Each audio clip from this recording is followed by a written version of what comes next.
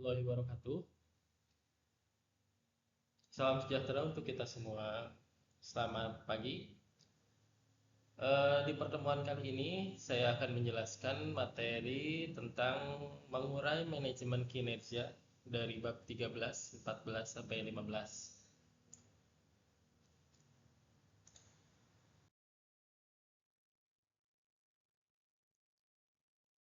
Nah, di sini pertanyaan mendasar itu bagaimana perusahaan tahu jika kita sedang menuju ke tujuan yang jelas, menuju ke arah yang benar.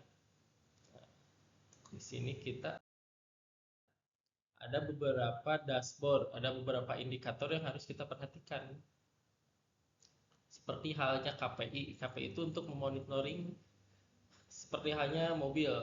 Di mobil kan ada speedometer, ada suhu, ada indikator bensin.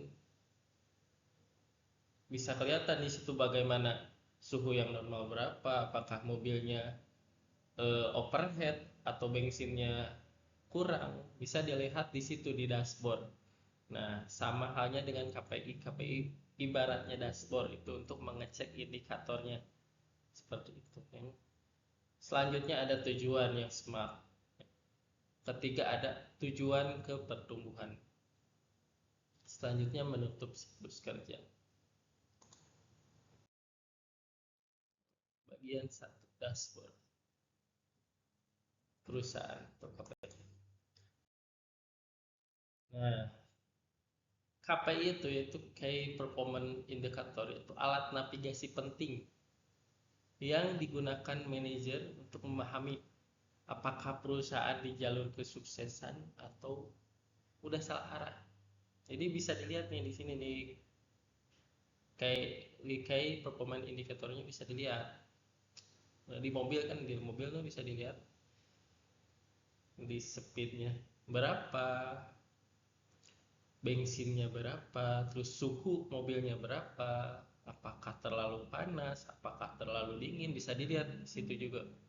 Nah, kita kita ukur, tapi ukurannya ini ke karyawannya gimana, bisa dilihat nih. Misalnya karyawan udah memenuhi target atau belum, atau karyawannya terlalu dibebani dengan pekerjaan yang tidak sesuai job desk-nya, bisa dilihat di situ di KPI.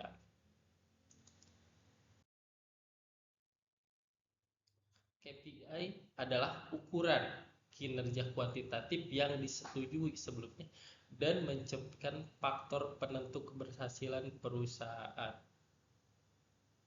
Bisa dilihat di sini ada kuantitatif, kinerja kuantitatif, dan disetujui. Dua kata ini penting. Yang mana dua kata ini disetujui itu sebelumnya udah disetujui, mana apa aja yang perlu dicek indikatornya, apa aja indikator untuk mencapai keberhasilannya, bisa dilihat di sini di KPI. Jadi ada angka-angka yang sudah disetujui sebelum untuk menentukan keberhasilan perusahaan. Seperti itu. Di bagian 2 ada tujuan SMART. Agar berfungsi secara optimal, penyusunan KPI harus mengikuti persyaratan indikator kinerja kriteria yang SMART. Apa itu kriteria SMART? Yaitu spesifik. Jadi target yang dirumuskan itu harus jelas dan spesifik supaya mudah dipahami. Yang jelas nih targetnya nih, target kita mau kemana, harus spesifik dan jelas. Nah, terus selanjutnya itu sumber data dan cara mendapatkannya harus ditentukan. Selanjutnya indikator kinerja harus bermanfaat dalam pengambilan keputusan.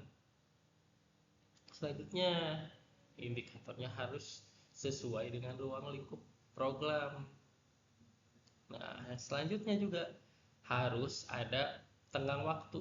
Data harus dikumpulkan dan dilaporkan tepat pada waktunya.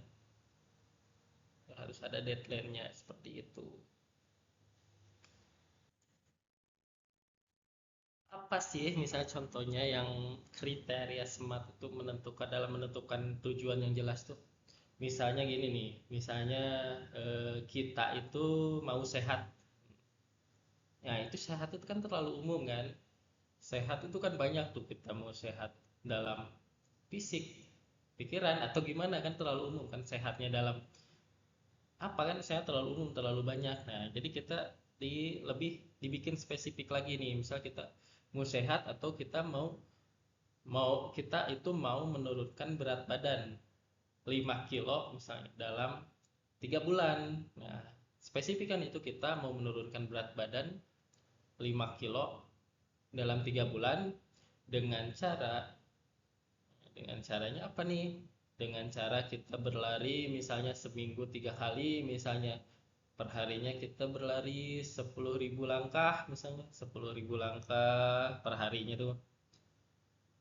Per hari kita berlari 10.000 langkah, makan tanpa minyak, tanpa tepung misalnya.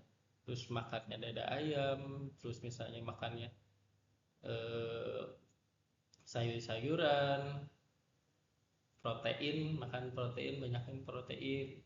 Terus kita misalnya pergi ke gym, angkat beban. Nah, udah jelas tuh tujuannya, jelas kita mau turun berat badan 5 kilo dalam 3 bulan. Ada nih tujuan yang jelasnya, udah jelas. Caranya bagaimana? Caranya yaitu eh, kita lari atau jalan kaki seminggu 3 kali atau tiap hari 10.000 langkah dengan memakan makanan yang bergizi penuh protein, makan protein misalnya dada ayam, telur, sayur-sayuran, dan kita angkat beban. Katanya kan kalau angkat beban tuh secara teknis katanya ya, dengar-dengar itu lebih membakar kalori katanya. Jadi kalau lari itu kita membakar kalorinya pas kita lagi larinya, tapi kalau angkat beban gitu itu si sistem tubuh tuh bekerja tuh setelah kita tidur. Nah, katanya gitu, tapi nanti bisa dicari sama teman-temannya. Nah, seperti itu contohnya, spesifik dan jelas, dan ada datanya. Datanya juga ada ini. Katanya jalan 10.000 langkah itu sama dengan membakar 350 kalori. Seperti itu. Dan ada datanya juga, kalau misalnya kita angkat beban dan lain-lain itu bisa membakar lemak-lemak dalam tubuh. Nah, ada datanya juga, bisa dicari teman-teman di Google atau misalnya di di web-web lain lah, ada banyak.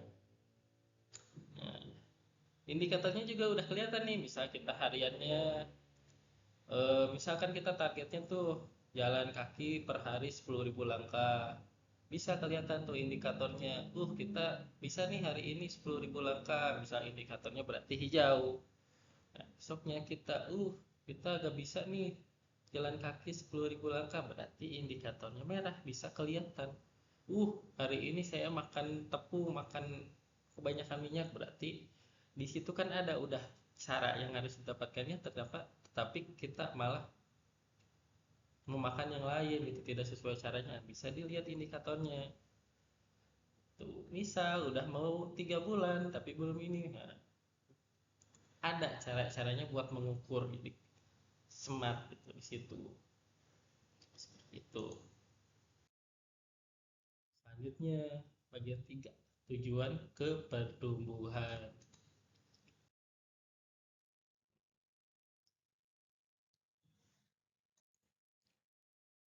Nah, untuk proses kinerjanya itu ada pertanyaan misi. Mengapa? Memformulasikan tujuan inti organisasi, dan selanjutnya pertanyaan nilai, menentukan keyakinan yang memandu bisnis. Apa nilai-nilai yang kita pegang, apa nilai-nilai yang kita ada ini ya aturannya. Yang ketiga, faktor kunci sukses itu mengidentifikasi area penting untuk mencapai misi. Jadi area apa aja nih yang perlu kita identifikasi untuk mencapai misinya gitu.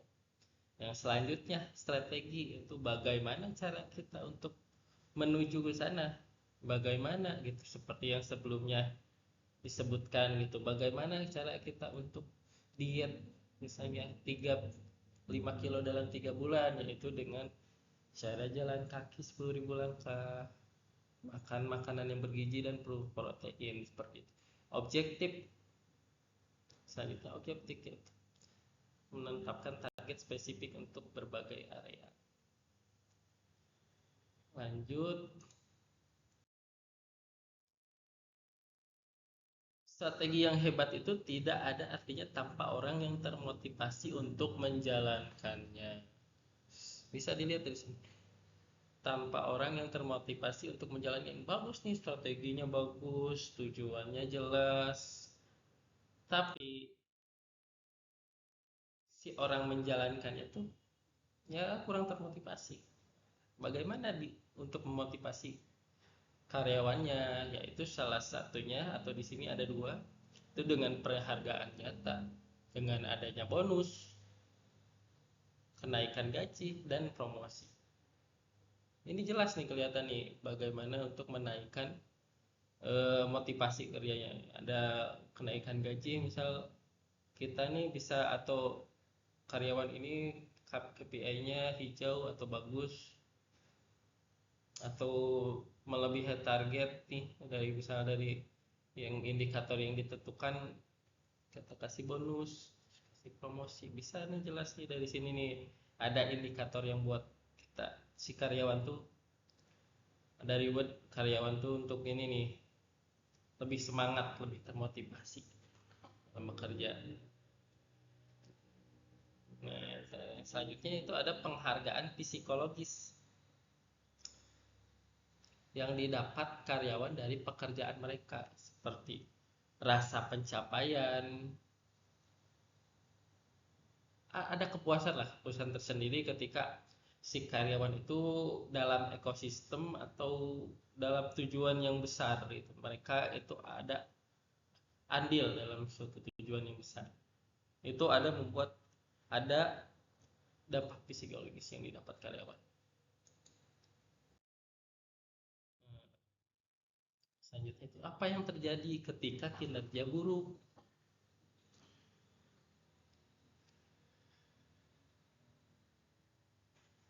Apa yang terjadi ketika kinerja buruk?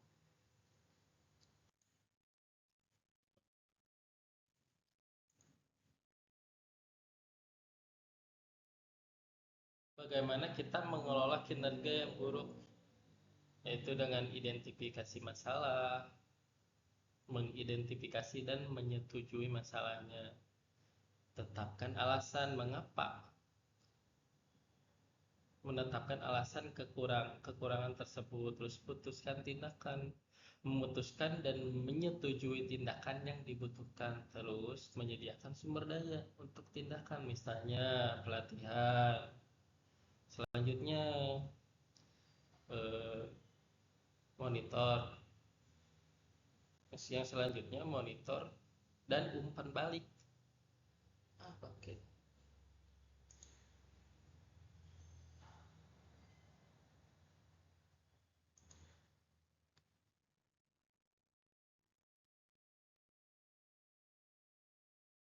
Yang selanjutnya monitor dan umpan balik. Itu misal mengidentifikasi masalah, misal ada salah satu karyawan yang kinerjanya kurang, misalnya indikatornya selalu merah, misal yang tadi nih, tujuannya kita mau diet, tapi dia kenapa tiap hari dia kurang jalan atau gimana, atau jarang makan protein atau gimana. Ini bukan akhir, ini kita bisa, di sini justru tujuan ininya ya. Di sini kita bisa mengevaluasi di sini. Jadi bisa kelihatan masalahnya, dan kita juga menyediakan sumber dayanya. Misal dia kurang dalam hal teknis, misalnya dia pekerjaannya itu misal dia helpdesk atau di operator jaringan misalnya. Indikatornya misal dia lama dalam menangani klien misalnya, indikator yang merahnya nih. Nah, kenapa lamanya? Misal dia kurang dalam hal teknis. Nah, kita secara dari perusahaannya itu misal menyediakan pelatihan, bagaimana yang cara yang bagusnya bagaimana itu dilatih sama supervisornya seperti itu. Lalu dimonitoring nih, monitoring sebulan 2 bulan apakah ada kemajuan terus kerja. Selanjutnya itu penilaian kinerja, yaitu suatu proses organisasi dalam mengevaluasi pelaksanaan kerja individu dibandingkan dengan standar. Ada nih. Jadi ada indikator penilaiannya di luar data-data yang sebelumnya, itu seperti kesetiaan, prestasi kerja, tanggung jawab, ketaatan, kejujuran, kerjasama, inisiatif, bisa bekerja dengan secara kelompok, dan mempunyai kepemimpinan. Nah, ini ada indikatornya, misalnya yang di luar yang angka-angka data-data yang sebelumnya yang disetujui, ada indikator yang juga tidak kalah pentingnya. Kesetiaan, tanggung jawab, apabila dia melakukan kesalahan dia siap bekerja dengan waktu lebih, overtime atau tanpa dibayar, dia tanggung jawab, dia memperbaiki kesalahannya. Kejujuran, dia bisa jujur nih, misal dia ada kesalahan apa, jujur. Otomatis kan kalau misalnya ada suatu misal rantai nih, ada dalam rantai itu misal ada yang putus bisa langsung kelihatan nih. Nah, tapi dalam organisasi gak bisa langsung kelihatan. Dalam kelompok harus jujur,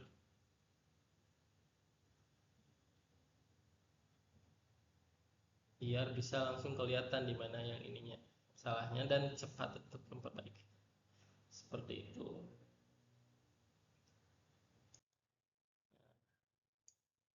Selanjutnya itu penilaian kinerja bukanlah titik akhir. Ini adalah bahan bakar untuk siklus berikutnya. Nah, balik lagi ke tadi dashboard sebelumnya ya. Jadi kan di dashboard itu kelihatan tuh, misal yang merah bensin, misalnya bensinnya ada di E. Terus misalnya si suhunya itu melebihi suhu normal, overhead, bisa kelihatan di situ tuh. Itu bukan akhir. Ah, ini nih suhunya udah merah nih, buang saja lah mobilnya. Bukan akhir. Nah, di indikator itu kita bisa lihat nih, misal suhunya merah berarti kita misal harus dibawa ke bengkel, mobilnya overhead misal di indikatornya, kita harus ke bengkel, apa yang kurang misalnya, bisa nih dibawa ke bengkel, misal setelah diperbaiki suhunya sudah benar. Seperti halnya karyawan, misal karyawan nih kenapa nih merah nih, misal ada indikator yang merahnya, misal dalam hal teknis atau dalam hal apapun. Nah, perusahaan menyediakan juga nih sumber dayanya, bengkelnya lah. Dengan cara apa? Dengan cara dibawa ke pelatihan, diberi motivasi. Misal karyawannya kurang motivasi, diberi apalah, banyaklah indikatornya, banyak cara-caranya lah. Dalam hal teknis diberi pelatihan, misal kurang motivasi diberi apa, diberi kenaikan gaji atau bagaimana, itu banyak cara-caranya. Jadi bukan akhir, misal bahan bakarnya yang kurang, bensinnya kurang, isi misalnya tempat bensin seperti itu.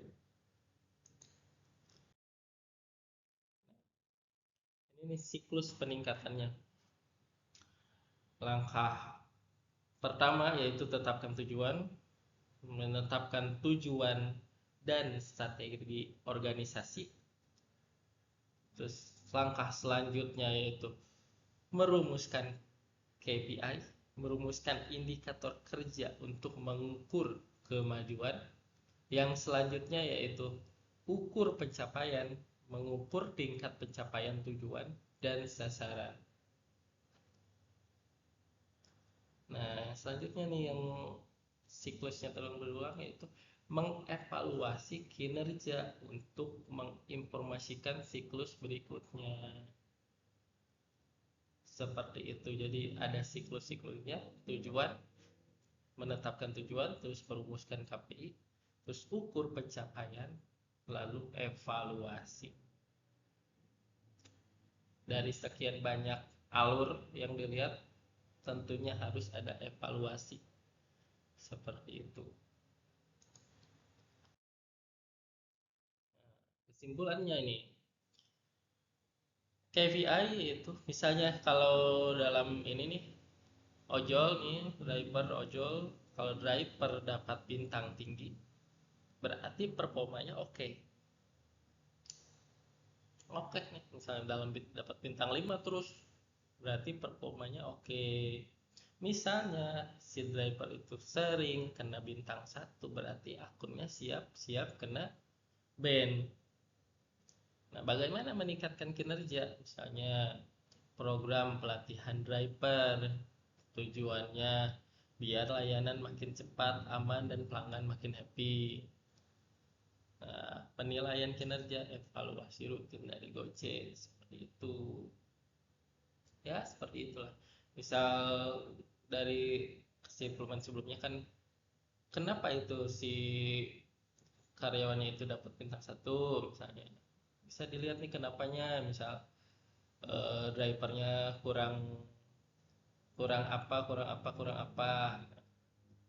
Itu ada strategi untuk ningkatinnya, itu dengan pelatihan. Selanjutnya ada evaluasi, seperti itu. Mungkin presentasi dari saya dicukupkan sekian ya. Banyak, apabila banyak salahnya mohon maaf. Apabila ada pertanyaan bisa di kolom komentar atau bisa langsung diajukan kepada saya. Wabillahi taufiq wal hidayah. Wassalamualaikum warahmatullahi wabarakatuh.